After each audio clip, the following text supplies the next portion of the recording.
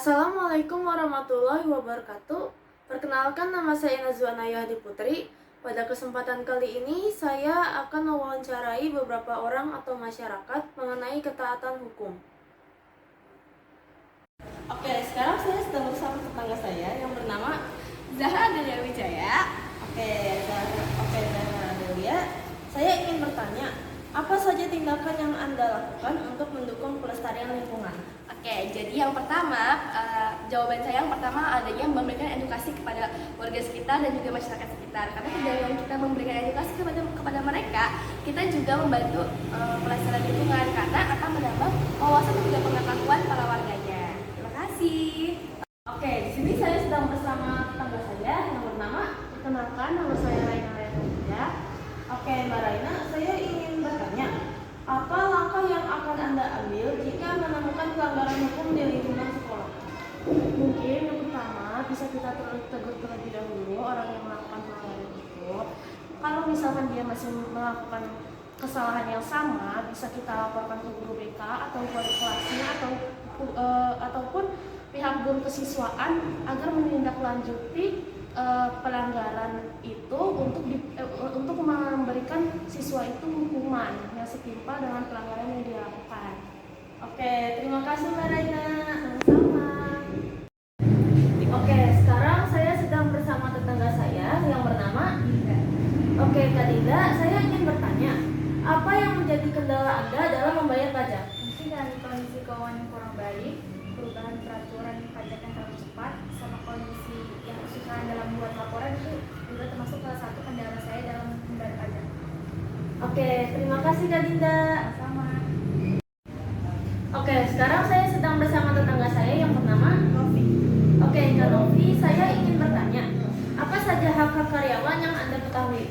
Hak karyawan yang saya ketahui ada dua, yang pertama upah dan cuti. Kalau upah, karyawan tidak berhak mendapatkan upah bidang lebih rendah atau upah minimum regional atau UMR. Yang kedua cuti, karyawan berhak mendapatkan cuti tahunan, cuti sakit, cuti melahirkan, dan cuti pernikahan. Oke, terima kasih. Oke, sekarang saya sedang bersama tetangga saya yang bernama Alma. Oke, Alma, saya ingin bertanya, seberapa sering Anda melihat pelanggaran lalu lintas? Cukup banyak mengendarai motor, banyak melanggar seperti tidak memakai helm dan lain-lain. Oke, terima kasih.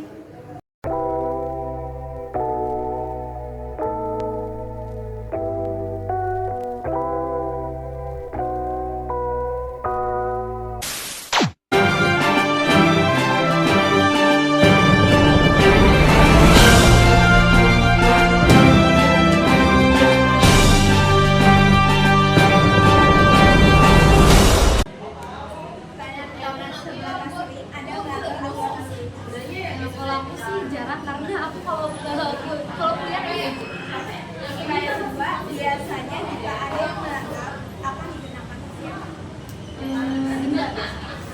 Pertanyaan ketiga, apakah kesadaran masyarakat Indonesia tentang mematuhi aturan lalu lintas dapat disesuaikan kayaknya sih tiga ya, soalnya masih banyak yang suka ya gitu kan robot dan kesadaran itu dalam konteks kehidupan?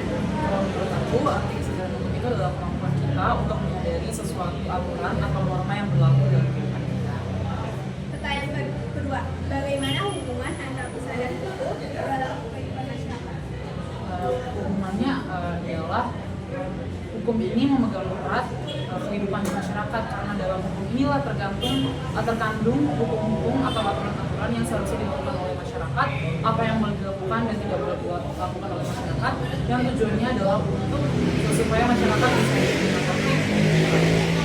Pertanyaan ketiga, menurut Anda, kesadaran masyarakat Indonesia tentang mematuhi aturan lalu lintas berapa persen? 1 sampai 10?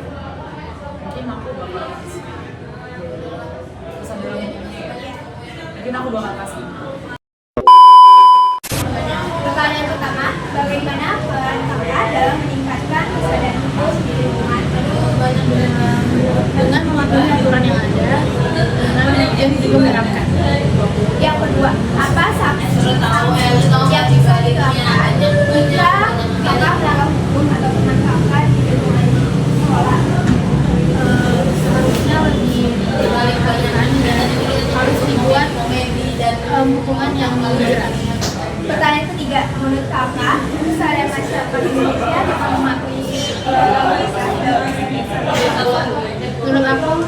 5 atau 6%. Karena nggak dilihat dari kota-kota, tapi banyak juga di daerah-daerah lain yang masih melanggar peraturan-peraturan tersebut. Pertanyaan pertama, apa yang harus dilakukan kakak jika menghadapi masalah hukum? Oke, terima kasih.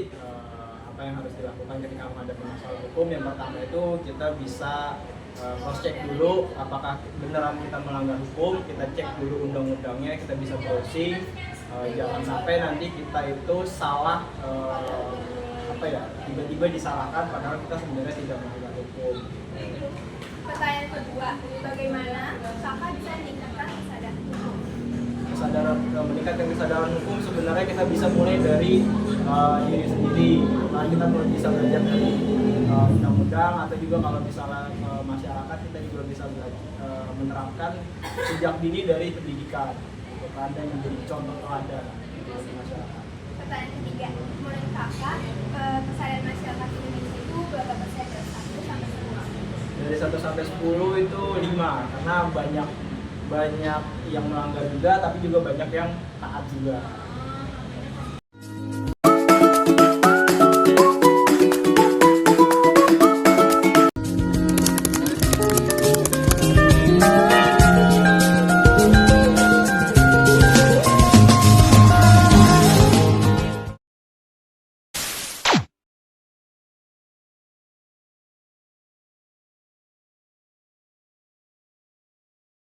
Ini saya akan mewawancarai tentang ketaatan hukum perpanjang SIM.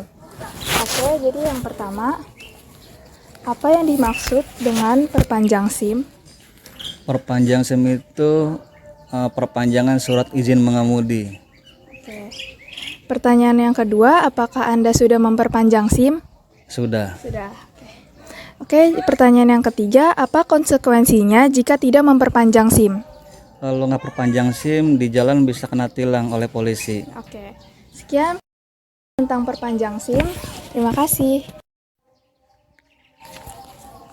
Nah, sekarang saya akan mewawancarai ketertiban hukum tentang mematuhi rambu-rambu lalu lintas. Pertanyaan pertama, apakah Anda selalu mematuhi rambu-rambu lalu lintas? Ya, saya selalu mematuhi rambu-rambu lalu lintas di jalan.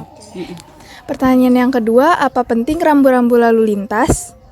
Sangat penting, karena itu untuk peraturan yang harus kita lakukan ya, biar tidak terjadi kecelakaan gitu ya. Jadi teratur gitu sebagai masyarakat. Penting, sangat penting sekali.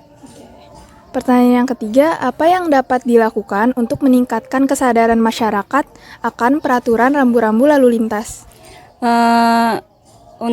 Dari pemerintah harus diadakan ya itu sanksi biar masyarakat bisa mematuhi peraturan ya, dikenakan sanksi, terus dikasih peringatan juga gitu. Itu jadi masyarakat bisa patuh sama peraturan lalu lintas. Oke, sekian wawancara tentang mematuhi rambu-rambu lalu lintas. Terima kasih. Oke, jadi hari ini saya akan mewawancarai tentang kesadaran hukum memperpanjang SIM. Yang pertama, apa yang dimaksud dengan perpanjang SIM? Perpanjang SIM itu ketika SIM kita sudah kadaluarsa atau habis masa waktu berlakunya. Oke. Yang pertanyaan kedua, apakah Anda sudah memperpanjang SIM? Sudah. Sudah. Yang ketiga, apa konsekuensinya jika tidak memperpanjang SIM? Jika kita tidak memperpanjang SIM itu, nanti SIM kita akan mati. Jadi kita nanti harus bikin ulang lagi. Oh gitu, oke. Sekian wawancara tentang perpanjang SIM. Terima kasih. Sama-sama. Oke, jadi hari ini saya akan mewawancarai kesadaran hukum tentang tata tertib. Oke, pertanyaan pertama, apa yang Anda ketahui tentang tata tertib? Aturan dan norma. Oke. Yang kedua, apa Anda selalu menaati tata tertib? Iya. Iya betul. Yang ketiga, apa saja contoh pelanggaran tata tertib yang terjadi di lingkungan masyarakat? Itu nggak boleh membuang sampah sembarangan. Terus harus melestarikan, tidak boleh tangannya tidak boleh yang ada di sini nggak boleh merusak ya, merusak pelanggaran sini. Ya gitu aja. Sekian presentasi tentang kesadaran hukum tata tertib. Terima kasih banyak ya. Ini saya akan mewawancarai kesadaran hukum tentang membayar pajak. Pertanyaan pertama, apakah Anda sudah membayar pajak tepat waktu? Sudah. Pertanyaan kedua, apa yang memotivasi Anda untuk membayar pajak tepat waktu? Karena saya memakai fasilitas-fasilitas yang disediakan oleh pemerintah. Jadi gunanya pajak itu untuk pemerintah menyediakan fasilitas yang digunakan untuk masyarakat. Oke. Pertanyaan terakhir, mengapa membayar pajak dianggap sangat penting? Ya itu dikarenakan uang dari hasil pajak itu akan kembali kepada kita. Jadi kegunaannya itu bukan untuk pemerintah ya, juga dibangunnya fasilitas-fasilitas umum seperti jalan raya yang mulus ya, terus sarana prasarana seperti taman bermain anak atau taman ramah anak seperti itu, atau tempat yang tempat lari pagi seperti kayak gitu, itu sudah mulai banyak ya di mana-mana, itu karena hasil dari pajak kita. Sekian presentasi saya tentang kesadaran hukum membayar pajak. Terima kasih.